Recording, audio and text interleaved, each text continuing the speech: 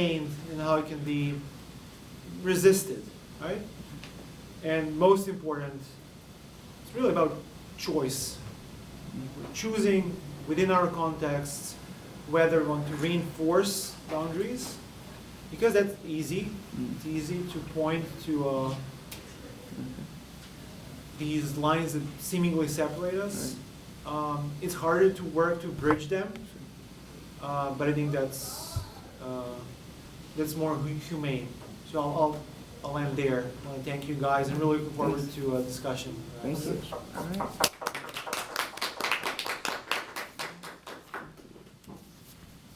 You want to go first? No. Go first? I want to hear the students. All right, you guys have questions? Just,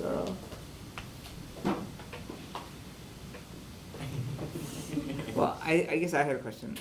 Okay, so one of the things that you're talking about is kind of the idea of exclusion, right? One of the things that I found very fascinating looking at, so much of European history, right, and then I would say even if we would expand that to American history, Jews are seen as an outside group, right? And then something really interesting takes place in the United States in around the 1950s, right? And there's this idea of Judeo-Christian that kind of evolves, and I think that's also now it's being contested as well by more of the right, the fringe right, I think. How did that process take place? So how did Judaism and Christianity, which I mean almost for centuries had kind of been antagonistic, I mean definitely Christianity towards Judaism, like very antagonistic, and I know that Nostra Aetate and kind of the Vatican II reforms helped to move Christianity towards that.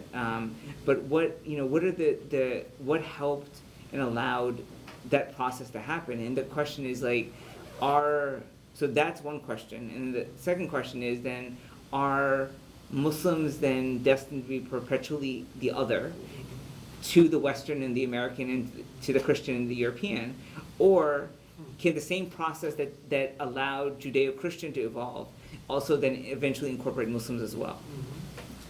Sorry, it's like a very convoluted question. And do those changes really evolve around the emergence of an individual, or do they evolve from the context of society and what's going on at that time? What were the factors stimulating that movement? In the U.S. in the 50s, Yeah. you were looking at that. I mean, I'm not a historian of the U.S., Sure. but I can maybe muster some sort of a half-baked answer. This is a post-war moment in which there is a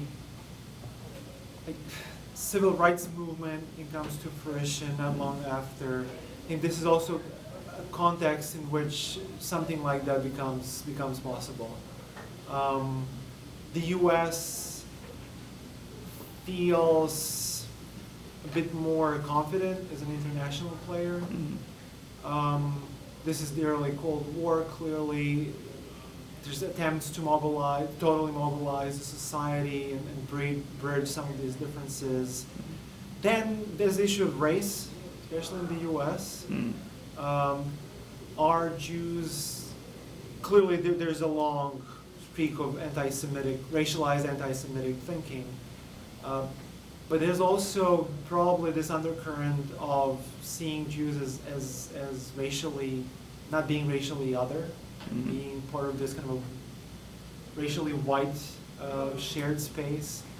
I'm just kind of fishing here because I'm not quite sure.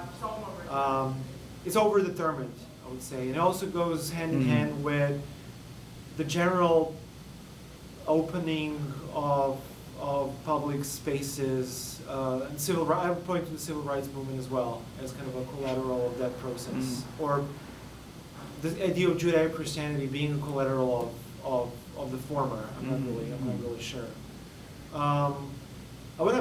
This semester I taught a primary source about a guy named Molla Kabuz, 16th century Istanbul. He is of Persian origin, a Sunni Muslim from what we know, not a Shia. And he comes to Istanbul and starts preaching in Istanbul's taverns about the theological precedence of Jesus over Muhammad. So I'm not really sure where I'm going with this. Historically, there were these openings and spaces for alternative theological interpretations. Yes, Christendom did see Judaism as dangerously suspicious, but there were also these moments of opening in which theologians would admit that the New Testament spurs from the Old Testament, that these populations share a universe of faith. So I don't think that exclusion was always the only option available. I do think that exclusion was too often chosen over alternatives. But alternatives were there. I think they remain with us. I'm not saying that we need a new Mullah Kabiz, just a guy who'll start preaching this or that and kind of completely destabilize these theological boundaries that we operate under. But I'm saying those alternatives were present and they remain with us. And that it's really about choosing points of contact instead of choosing to accentuate difference. Even though exclusion does seem a bit overdetermined. It does seem that a lot of things are pointing against working together. And I wish I had a better answer about Judeo-Christianity. I can ask my Americanist colleagues and then come back. It does help in the Islamic piece that 2 billion people fall under Islamic, faith. So in terms of othering, it does feel, because your question of does there seem like there's space for a Judeo-Christian Islamic view? I think as the numbers grow in terms of Islamic people, I could see that as a feasibility. What is our point of reference, right? Who's othering whom? Again, I want to point to the Ottomans because I've done so much work this semester on these early classical periods of Ottoman history. The Ottomans, as you might know, had this legal pluralistic system in which they guaranteed certain protections to peoples of the book. So this was very much an Abrahamic political vision, which was not available within the European polities of the time. You could be a Jew and a whole variety of Christian and still a subject of the Ottoman state that came with certain protections. Freedom of commerce, freedom of worship, and protections of subjecthood, right? That was not available in Tuscany, in Venice, in Rome, in Castile, Aragon of the time. Jews and Muslims could not be subjects of European polities. So on the other side of that divide, we do have an Abrahamic political vision. Clearly, it needs to be updated for the needs of our time, if anyone's kind of considering this is an option maybe. But there were these alternatives, like alternatives paths were available. As an Ottoman scholar, right, that's your area. My knowledge of the early, late 19th century, early 20th century, when the first aliyahs were taking place, and Jews were living in the Middle East, which was under Ottoman rule, there wasn't as much antagonism. There was Arabs that were selling land to the Jews for more money because they knew that the Jews were coming over with money. And they were, I think that was sort of the beginnings of the difficulties. Jews came over, didn't want to learn the language, spoke different. And so I just wonder, I wonder today if sort of the repackaging of Islamophobia and the repackaging of anti-Semitism is a lot more of a political thing.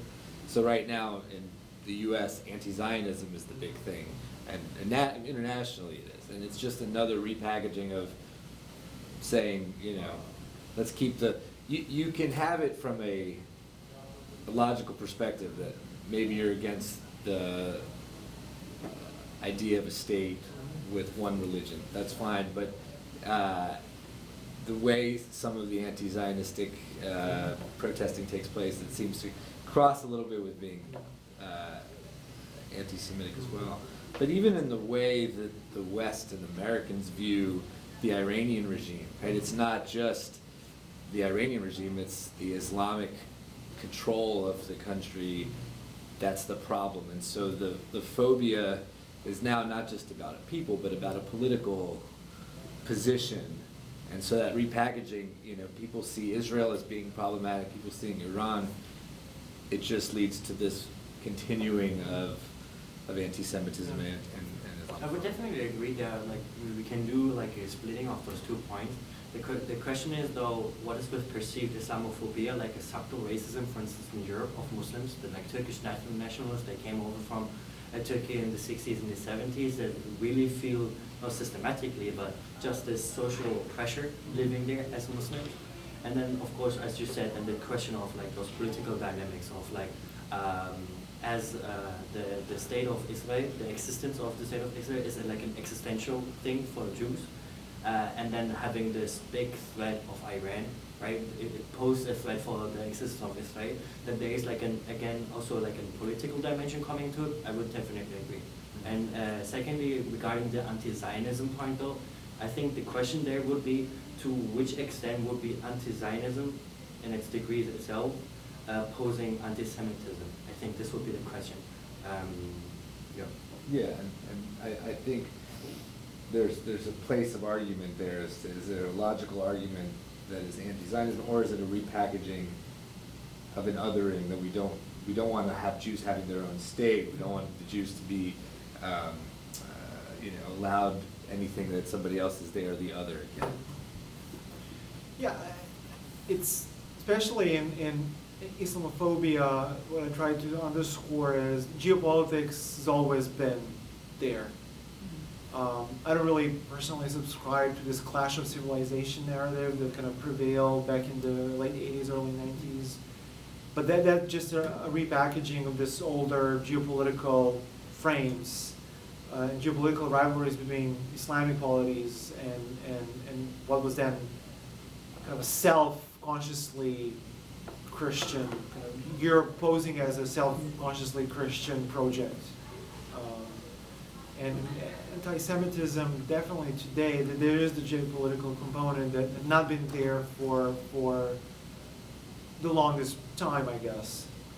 Even though, you'd be surprised, 19th century, especially with the rise of racialized anti-Semitism, there are all sorts of quirky and potentially violent plans of setting up a Jewish homeland in the imperial fringes. Do you guys know about the Madagascar plan?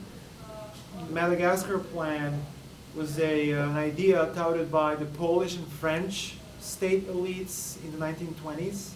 So before we have the NSDAP in power in Germany, to resettle a European Jewry in the island of Madagascar, which is then under French colonial paramountcy or control. The British had a similar plan, even going back to the 1800s, of creating a Jewish homeland in present-day Ethiopia. So again, there is still Uganda. Yeah, there were other places. other places. I mean, places don't really matter. I heard it was Argentina, right? Yeah, exactly. yeah. So, but it kind of stresses that there were these kind of geopolitical and also deeply imperialist visions of how to engineer and control populations that were othered in a way. How do I'd be interested in how the students see the Jewish image in Israel as a white group, or as a mixed group, or the reality today in Israel is that more than 50% are not white. Okay? There's a huge immigration from outside of Israel and from the Middle East, and they're dark skinned. And I'm anxious to hear what the students, how they perceive it. What is, the current thinking?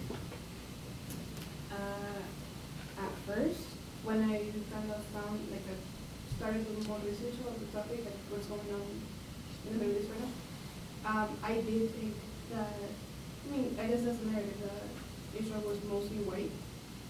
And then through communicating with other Jewish people and researching online, I found out what you were talking about.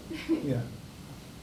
As a Pakistani narrative, so we believe that these were Europeans who came to Palestine, and they're mostly white.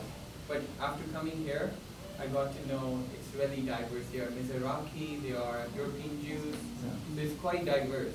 And then European is also a very charged Yeah. term. Right. Does that include Russian-speaking Yeah. Jews as well? Is Russia? Because my students have again espoused a whole variety of takes on the question of whether or not Russia is a European polity, and then it also kind of has ramifications for Jews of Eastern European, Ashkenazi descent, right? Ukrainian or Russian-speaking. I was going to add that I think it kind of goes to show how anti-Semitism shape-shifts a lot, and you can see like in the West, obviously there's a lot of like racial debates where white people are kind of seen as like elite and stuff like that, and so also there's a lot more just white Jews living in America, so that's what a lot of people are experienced to, and I think there's a myth that Jews were living in peace in the Middle East before the creation of the State of Israel, which is a lie. Like, for example, you had the Mausa exile, I think that was in the 17th century, where like 2/3 of the Jewish population there died because they were exiled. So that's just something that, like, you know what I mean? And I mean, you could look at me like I'm not right, but at the end of the day, it's like I just think it just goes to show that it's just convenient for people to use that, and that's why you can see anti-Semitism coming from the right, from the left. It doesn't matter. It can take place in.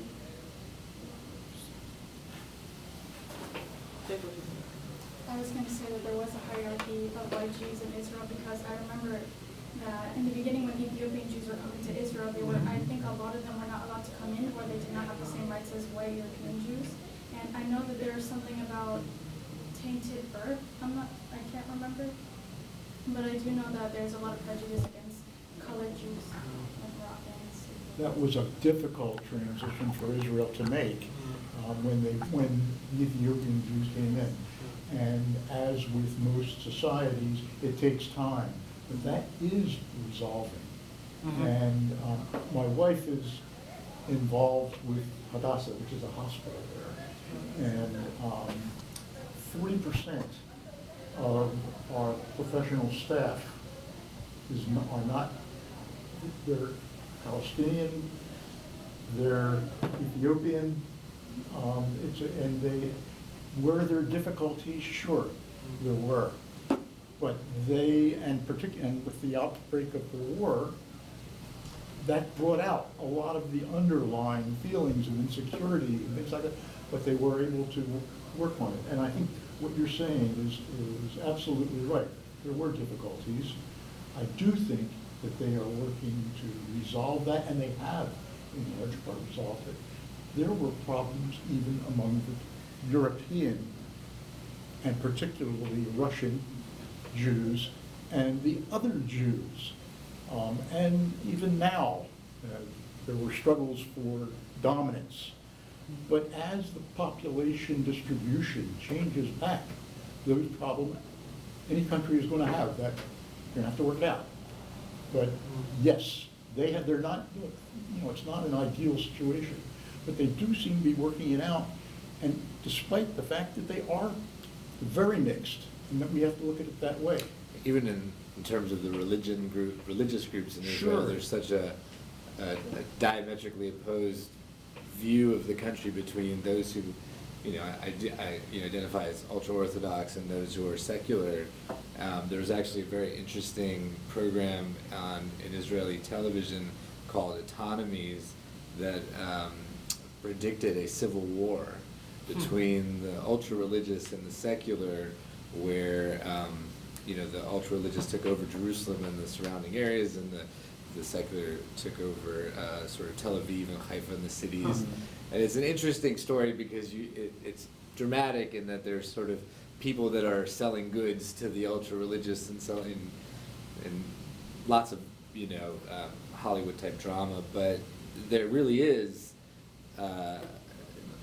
tension among people, as there is in every country. Right. If history teaches us anything, it is to be very suspicious of these monolithic terms like the Jews or Islam or the Muslims.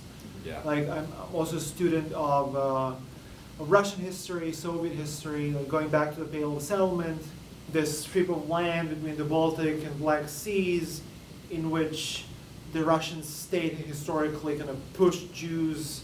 That's the land of the shtetl, right? Mhm. There's so many different and rival political visions and agendas. You had a number of secular Jews who were socialists, and then within the socialist bloc you had the proponents of the Bund, like exclusively Jewish socialist organization. You also had Jews who were diehard Marxists, and they sided with the revolution. And on the other side of the spectrum, you had a whole variety of Zionists, as we would now call them, people who were grappling with the idea of a Jewish homeland in the land of Israel. And then following different political and social paths, I mean, remarkable diversity there. You know, I think it's amazing. I'm so impressed that you guys turned out, because as, you know, we need to talk. And as Iqbal has told us, there's much more similarity between Islam and the Islamic people and the Jews than there is between the Christian community and the Jews. That's not to say that we should be apart on either side, but there are common grounds. There are areas that can get us together to talk. And I think the secret is to talk. And one of my, I say this at my own risk,